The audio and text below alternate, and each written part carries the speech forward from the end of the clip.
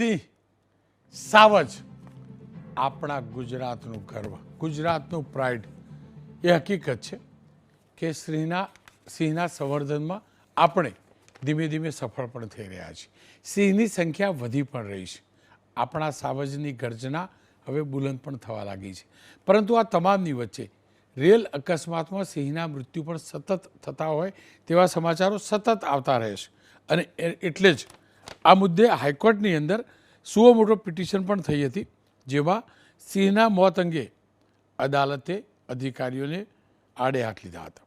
અદાલતે સ્પષ્ટ કહ્યું છે કે સિંહોના મોત થશે તો ટ્રેન અટકાવવી પડશે ને, તો હાઈકોર્ટ ટ્રેન અટકાવવાના આદેશ કરશે. ત્યારબાદ વન વિભાગના અધિકારીઓ સંયુક્ત મિટિંગ યોજી એક એસઓપી બનાવી છે, જે મુજબ ગીર જંગલમાંથી પસાર થતી ટ્રેનો હવે ફક્ત 30 કિલોમીટરની ઝડપે ચાલી શકશે, જ્યારે રાત્રે એક પણ ટ્રેન જંગલમાંથી પસાર થશે નહીં, કારણ કે મોટાભાગના જે અકસ્માત છે રાત્રે થાય છે. સાથે જ સિંહોની જે મૂવમેન્ટ હોય છે તે પણ રાત્રે થતી હોય છે. આ ઉપરાંત જંગલથી 12 કિલોમીટર દૂર વિસ્તારમાં ટ્રેન 40 કિલોમીટર ઝડપે ચાલશે. હાલમાં લીલિયા, સાવરકુંડલા, રાજુલા, પીપાવાવ વિસ્તારમાં સિંહની નોંધપાત્ર સંખ્યા પણ છે. સરકારી આંકડા પ્રમાણે આ વિસ્તારમાં 100 જેટલા સિંહો વસવાટ કરે છે. સુરેન્દ્રનગરથી પીપાવાવ જતી રેલવે લાઇન પણ આ જ વિસ્તારમાંથી પસાર થાય છે. છેલ્લા 2 વર્ષમાં 184 સિંહોના મોત થયા છે, જેમાંથી 32 સિંહોના આકસ્મિક મોત થયા છે. સૌથી વધુ પીપાવાવ પોર્ટ રાજુલા વિસ્તારમાં સિંહોના રેલવે ટ્રેક પર મોત થયા છે. રાજ્ય સરકારે અવારનવાર અનેક યોજનાઓ થકી સિંહોના સંવર્ધન માટે કામ પણ કર્યું છે, જેના કારણે આજે સિંહની સંખ્યા સતત વધી અને 1000 તરફ થઈ પણ રહી છે. પરંતુ હજુ પણ આટલું પર્યાપ્ત નથી. વિચારવું, સમજવું જરૂરી છે. પરિમલભાઈ નથવાણી કે જેઓ રાજ્યસભાના સભ્ય પણ છે, જેમને સિંહ ઉપર રિસર્ચ પણ કર્યું છે, પુસ્તક પણ લખ્યું છે, અને સિંહના સંવર્ધન માટે તેમની રાજ્યસભા અને સરકારમાં, રાજ્યસભામાં તો કહ્યું છે, સરકારમાં પણ અનેકવાર રજૂઆત પણ કરી છે અને સિંહ સંવર્ધન માટેના કાર્યો પણ કર્યા છે. મેં પરિમલભાઈ સાથે આજ મુદ્દે વાત કરી છે, પહેલાં એ જોઈ લઈએ. નમસ્કાર, આપનું સ્વાગત છે. પરિમલભાઈ, સિંહની અડફેટે સિંહોના મૃત્યુ થવા, એવા અકસ્માત થવા એ કેટલી ગંભીર બાબત છે, સાથે એ પણ જાણવું છે આ પ્રકારના અકસ્માતો ઘટે તેનો રસ્તો શું હોઈ શકે? સાસણગીરથી પીપાવાવ અને અમરેલી બાજુ આ જે ટ્રેક ચાલે છે એની અંદર બહુ મોટી તકલીફ આવે છે, કારણ કે સિંહ અને બચ્ચાઓ અને સિંહણના વારંવાર હવે એ ટ્રેકમાં મૃત્યુ થાય છે. એ એક બહુ મોટો વિષય છે. આ બાબતમાં અમે અનેક વખત ભારત સરકાર અને ગુજરાત સરકારમાં પણ રજૂઆત કરી છે. ફેન્સિંગ બનાવી હતી, એ ફેન્સિંગ કોઈને કોઈ લોકો ઉતારીને લઈ જાય છે, કારણ કે એના જે રોલ બને છે વાયરિંગ અને પ્લસ એના જે ખંભા હોય છે એ લોકો લઈ જતા હોય છે. આપણે ત્યાં આ વસ્તુની લોકોમાં એટલી સભાનતા નથી કે આ ચોરી કરવાની વસ્તુ નથી, અને આ લાયન માટે આ ટ્રેક પર આપણે આ મૂકીએ છીએ. તો એ એક વસ્તુ લોકો સમજતા નથી અને લોકોને એજ્યુકેટ કરવામાં બી આવે છે. ઘણા NGO એજ્યુકેટ કરે પણ છે, પરંતુ જે લોકોને ચોર હોય છે એ ચોરી જ કરતા હોય છે, જેની કારણે સિંહને બહુ પારાવાર નુકસાન થયું છે. અને એ ઉપરાંત મારું માનવું એવું છે કે આ કારાગત નથી થયું તો આપણે મોટી દિવાલ બનાવી કે જે કોઈ કાઢી ન શકે, સિમેન્ટની દિવાલ બનાવવી જોઈએ. 3 ફૂટ સુધી આપણે જો નીચે મૂકીએ અને પછી લાઈન ઓલા ઉપર થાય તો સિંહ ઉપર પણ ન જાય. અને આજુબાજુમાં 1 કે 2 રસ્તા જ આપણે ખુલ્લા રાખવા જોઈએ, એનાથી સિંહ આવે અને જાય. એ નાની ફેન્સિંગ કરીને અંદરથી, તો મને લાગે છે કે આ અકસ્માત આપણે રોકી શકશું. પરિમલભાઈ, પહેલાં એ પણ સમાચાર આવતા હતા કે સાસણમાં, ગીરમાં સિંહ કૂવામાં પણ પડી જાય છે, કૂવામાં ખાબકી જાય છે. શું હજુ પણ એ સમસ્યા છે કે પછી એ સમસ્યાનો ઉકેલ અથવા નિદાન થયું છે, નિકાલ આવ્યો છે? કૂવામાં જે પડી જાય છે એ તો આપણે જાણો છો કે મેં રિલાયન્સ તરફથી લગભગ 7,500 કૂવાને આપણે કવર કર્યા છે અને હજી પણ જ્યાં જ્યાં ડિમાન્ડ આવે છે કે કૂવામાં કે બચ્ચા પડી જાય છે, કારણ કે રાતના સિંહ સીધો ચાલતો હોય છે દિવસમાં અને રાત્રે એ ચાલતો હોય છે તો ફૂંકીને ઉપર જોઈને જાય છે આવી રીતે. તો એ કારણે આપણે આ પહેલેથી જ લગભગ 5 વર્ષથી આપણે આ કામ કરીએ છીએ કે સિંહ એમાં પડી ન જાય કે બચ્ચા પડી ન જાય, એ આપણું એક ધ્યેય છે. અને મને લાગે છે કે એમાં પડવાનો બનાવ હવે બહુ ઓછા થઈ ગયા છે. આપણને ચિંતા છે ટ્રેક ઉપરની જ. સિંહનું સંવર્ધન જરૂરી છે અને અનેક લોકો પ્રયાસ કરે છે, અનેક સંગઠનો પણ પ્રયાસ કરે છે, ફોરેસ્ટ વિભાગ પણ પ્રયાસ કરે છે.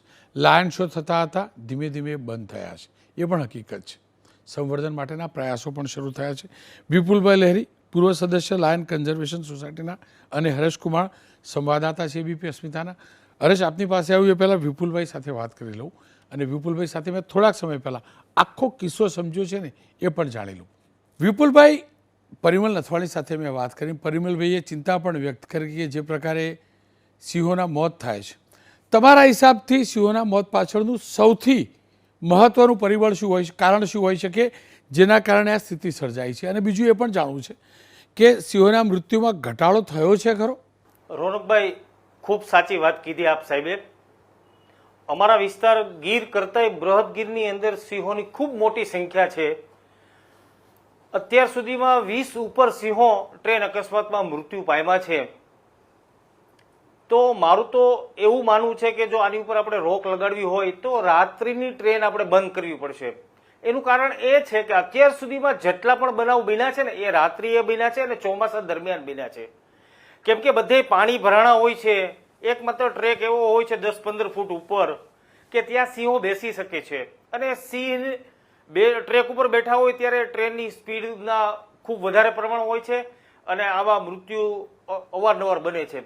રોનકભાઈ, તમે નહીં માનો, અમારો સિંહ સાથેનો નાતો એટલો બધો છે કે 2014માં 2 સિંહણ અમારી પોપ્યુલર હતી, રાણી અને રૂપસુંદરી. એનું પહેલું વહેલું ટ્રેન અકસ્માતમાં મૃત્યુ થયું હતું અને અમે સિંહ પ્રેમીઓ ખૂબ જ ગમગીન થઈ ગયા હતા. એના માનમાં અમે દુનિયાનું એકમાત્ર ભેરાઈ ગામમાં રાજુલા તાલુકાના સિંહણ સ્મૃતિ મંદિર પણ બનાવ્યું છે. આજે અમે સિંહ લાયન ડે ને દિવસે ત્યાં આગળ સિંહ ચાલીસાનું આયોજન કરીએ છીએ. સત્યનારાયણ બાપાની કથા, મહાઆરતી અને વન વિભાગ અને બધા સાથે મળી અને સિંહ દિવસ ઉજવીએ છીએ. તો અમારા વિસ્તારમાં સિંહની ખૂબ મોટી સંખ્યાઓ છે.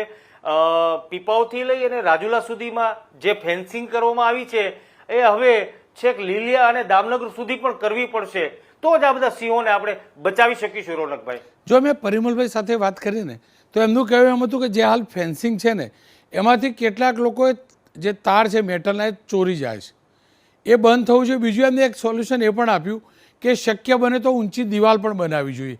આપ શું માનો છો, આ ચોરીને કેવી રીતે અટકાવી શકાય અને ફેન્સિંગની સાથે સાથે દિવાલ બને તો એ કેટલું કારગર સાબિત થાય? વાત કહું તમને કે આ ટ્રેક જ્યારે બન્યો ને ત્યારે હું લાયન કન્ઝર્વેશન સોસાયટીમાં પણ હતો અને પૂર્વ માનદ વાઇલ્ડલાઇફ અમરેલી જિલ્લાનો પણ હતો. ત્યારે મેં પણ કીધું હતું કે આ રેલવે ટ્રેક બને છે ને એની નીચે ખરેખર પુલિયા બનાવવા જોઈએ તો લાયનનો કોરિડોર ચાલુ રહે. રોનકભાઈ, આજે પરિસ્થિતિ એવી થઈ છે કે એ રાખ્યા નથી પુલિયા, તો ફરજિયાત ફેન્સિંગ પણ અત્યારે અમારા લાયન ટપીને જાય છે. અને તોકતે વાવાઝોડા પછી અમારા વિસ્તારમાં ખૂબ જ નુકસાન થયું હતું. એ પણ થોડુંક સમારકામ કરવું જોઈએ. અને હાઈકોર્ટે તો ત્યાં સુધી કીધું કે હવે જો સિંહ મરે છે તો ટ્રેન પણ બંધ કરી દઈશું. તો હવે જાગ્યા છે અને વન વિભાગ પણ કામ કરે છે. તો હજી ઘણું કામ કરવું પડશે રોનકભાઈ, તો જ આ બધા સિંહોને આપણે બચાવી શકીશું. એનું કારણ એ છે કે તમે જે વાત કરી કે દિવાલ એ પણ કરવી પડશે, ફેન્સિંગ પણ છે કે દામનગર સુધી કરવી પડશે. કેમ કે આ વિસ્તાર અમારો બૃહદગીર છે ને એમાં સિંહોની ખૂબ મોટી સંખ્યાઓ છે અને સિંહોને લોકો સારી રીતે સાચવે છે. સાચા હકદાર તો છે ને રોનકભાઈ આપણા માલધારીઓ છે હો. કેમ કે એ અમારી જાફરાબાદી ભેંસ છે ને એ લાખ 1.5 લાખની થાય છે. પણ અત્યાર સુધીમાં કોઈ ખેડૂતે એવું નથી કીધું કે તમારા સિંહ અહીંથી લઈ જાઓ, કે કોઈ આવેદનપત્ર નથી આપ્યું રોનકભાઈ. એટલે સિંહો સાથે અમારા માલધારીઓ, અમે ગીર સાથે છીએ, અમે સિંહ સાથે છીએ, એનું અમે ગૌરવ અનુભવીએ છીએ રોનકભાઈ. અને સરકારને પણ ખરેખર આગામી દિવસોમાં જો આ સિંહોની ખૂબ મોટી સંખ્યા છે, 1000 ઉપર આંકડો છે, હું રોનકભાઈ તમને કહું છું કે 1000 ઉપર ગીર કરતાંય બૃહદ ગીરમાં કામ કરવું મુશ્કેલ છે. લોકોની વચ્ચે સિંહો રહે છે, અણબનાવો પણ બને છે. તો ખરેખર આખો પ્રોજેક્ટ અમે રાજુલા જાફરાબાદમાં કીધું હતું રોનકભાઈ કે અમારા વિસ્તારમાં ઘણી એવી જગ્યા છે તો અહીંયા આગળ પાર્ક બને તો સિંહનું સારી રીતે સંરક્ષણ સંવર્ધન એ પણ આપણે સારી રીતે કરી શકીએ. કેમ કે એક કૂવા પણ ઇસ્યુ બને છે કે કૂવામાં પડતા પણ મોત થાય છે. જોકે પરિમલભાઈ કહેતા હતા કે હવે મોત ઘટ્યા છે, ખરેખર મૃત્યુ સિંહોના ઘટ્યા છે. કારણ બીજું એ પણ તો હકીકત છે સામે વિપુલભાઈ કે કમસે કમ સારા સમાચાર એ છે કે સિંહની સંખ્યામાં વધારો થઈ રહ્યો છે.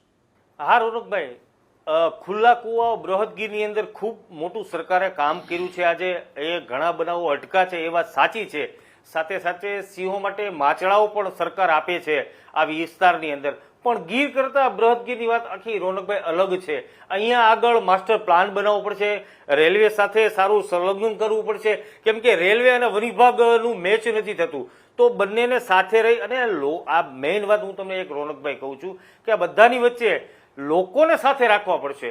આજે વન વિભાગ રેલવે લોકોને દૂર રાખે છે, સાચા તો અહીંના માલધારીઓ અને લોકલ માણસો છે, એને સાથે મળીને જો આ બધું પ્લાન કરશું ને તો જ આપણા સિંહોને આપણે બચાવી શકશું. રોનકભાઈ, વિપુલભાઈ નાનું શું સમજવું હતું, ગીર અને બૃહદ ગીર આ બંનેમાં ફરક છે શું? આપણા એશિયાટિક સિંહોનું છેલ્લું ઘર એટલે ગીર. ગીરમાંથી માલધારીઓ બહાર નીકળ્યા છે અને સિંહોની સંખ્યા વધી છે. આજે હું સાચો હકદાર તો આપણા જુનાગઢના નવાબને આપીશ, કેમ કે એમણે પહેલું વહેલું સિંહના જે શિકાર થતા હતા એ અટકાવ્યા હતા. ત્યારે માત્ર સંખ્યા લગભગ 11 જ હતી. એ પછી આજે 1000 ઉપર આપણા સિંહો છે. તો ગીર અને બૃહદગીરની અંદર ખૂબ મોટો તફાવત છે, કેમ કે ગીરની અંદર તો જંગલ ખાતું વન ખાતું એ સારી રીતે કામ કરી શકે. બૃહદગીરની વસ્તુ તમે નહીં માનો, અમારે તો કંપનીઓની વચ્ચે સિંહો રહી છે. એકવાર માઇનિંગ થતું હોય, એકવાર શીપ લાગતા હોય, એકવાર શિપયાર્ડ હોય, કંપનીઓની વચ્ચે અમારે તો સિંહો રહે છે. અને અમારે તો દરિયાના બીચ ઉપર પણ સિંહો રહે છે, ડુંગરાઓ ઉપર પણ સિંહો રહે છે અને વિસ્તારની અંદર પણ રહે છે. તો સરકારને આ વિસ્તારની અંદર પાણીઓની કુંડી પણ એટલી બનાવવી પડશે, ટ્રેન માટેનું ફેન્સિંગ પણ કરવું પડશે, તો જ આપણે આ સિંહોને રોનકભાઈ અટકાવી શકીશું. એબીપી અસ્મિતાએ પણ આ અહેવાલ રજૂ કર્યો હતો રોનકભાઈ સૌ પ્રથમવાર. અમારા વિસ્તારની અંદર ઝાંઝેડા વીડીની અંદર એનિમલ કેર સેન્ટર સિંહો માટે બનાવવામાં આવ્યું હતું કરોડોનો ખર્ચે, પણ આજે ઉદ્ઘાટન નથી થઈ ગયું. એ દુઃખની વાત છે. તો આની ઉપર પણ સરકારને ધ્યાન આપવું પડશે. રોનકભાઈ, વિપુલભાઈ, એક અંતિમ સવાલ. જો ક્યારેય પણ ગામમાં સિંહ દેખાય એટલે અમે સમાચાર ચલાવીએ, સિંહથી ફફડાટ, ફફડી ઉઠ્યું ગામ, 4 પગનો આતંક. ખરેખર હકીકત છે શું બૃહદગીર વિસ્તારમાં? ના રોનકભાઈ, સિંહો સાથે તો લોકો રહે છે. વિડીયો વાયરલ થાય છે ને ત્યારે આમ ફફડાટ થાય છે. અમે લોકો ઘણીવાર બાઇક લઈને જતા હોય તો રસ્તા ઉપર સિંહો આવી જાય છે. રોનકભાઈ, અમે ઉભા રહીએ છીએ. શાનદાર, આ તો રોયલ ફેમિલી છે સિંહ. રોનકભાઈ, એ ક્યારેય માણસ ઉપર એટેક નથી કરતો, પણ લોકો એની નજદીક આ શું કરશે, રીલ બનાવવા, ફોટા પાડવા માટે એકદમ નજીક જતા રહે છે ને ત્યારે આવા બનાવો બને છે. રોનકભાઈ, બાકી સિંહ તો સિંહ જ છે, રોયલ ફેમિલીનું છે. એ ક્યારેય માણસ ઉપર એટેક નથી કરતો. હું તો 25-30 વર્ષથી રોનકભાઈ આની ઉપર કામ કરું છું અમારા વિસ્તારની અંદર, એટલે આવા બનાવ તો ક્યારેય નથી બન્યા. પણ વિડીયો વાયરલ થાય છે ને ત્યારે તંત્ર જાગે છે. ખરેખર તો જો સરકારને કામ કરવું હશે ને બૃહદગીરમાં તો સ્ટાફની વધારા કરવો પડશે. આજે ઘણા બનાવો રેલવે ટ્રેક ઉપર બને જ ને રોનકભાઈ. દુઃખની વાત એ છે કે નાના ટ્રેકરોને એ લોકો સસ્પેન્ડ કરે છે. ખરેખર તો એસીમાં બેસેલા સાહેબો હોય ને એમને પણ ત્યાં આવવું જોઈએ ને, કામ કરવું પડશે, તો જ આપણા સિંહોને આપણે રોનકભાઈ બચાવી શકીશું. વિપુલભાઈ, આપનો ખૂબ ખૂબ આભાર. થેન્ક યુ વિપુલભાઈ. સિંહને બચાવવો એટલો જરૂરી છે કે આપણું ગર્વત્વ છે, પરંતુ એ વિસ્તારના લોકોના દિલ દિમાગમાં છે. અને એનું સૌથી મોટું ઉદાહરણ એબીપી અસ્મિતા સંવાદદાતા હરેશ કુમાર છે. હરેશ કુમારે સિંહ દિવસ નિમિત્તે એક સમાચાર કરેલા. એ સમાચાર મોકલાવ્યા, સંજોગ એવો થયો કે ધ્યાન બહાર ગયા. એ વ્યક્તિ કે જેને અનેક સમાચાર બનાવ્યા હશે, ઘણા સમાચાર નહીં ચાલ્યા હોય, ક્યારેય ફરિયાદ નહીં કરી હોય, પણ કેમ કે સિંહના સમાચાર હતા, સિંહનું સંવર્ધનની વાત હતી અને ન ચાલ્યા, તો પહેલી વાર એ માણસે ઢંઢોળ્યા કે ના, આ મહત્વનું છે, આપણા ગૌરવ સાથે જોડાયેલું છે અને સિંહનું સંવર્ધન થવું જોઈએ. મારી સાથે ખુદ હરેશ જોડાયા છે. હરેશ, શું કારણ કે તમારા સહિત એ વિસ્તારના લોકોનો સિંહ માટેનો આટલો પ્રેમ? જો અમે તો દર વખતે સિંહ ગામમાં આવે એટલે એમ કહીએ, મારણ કરે એટલે 4 પગનો આતંક ના આ ને તે. ખરેખર હકીકત છે શું?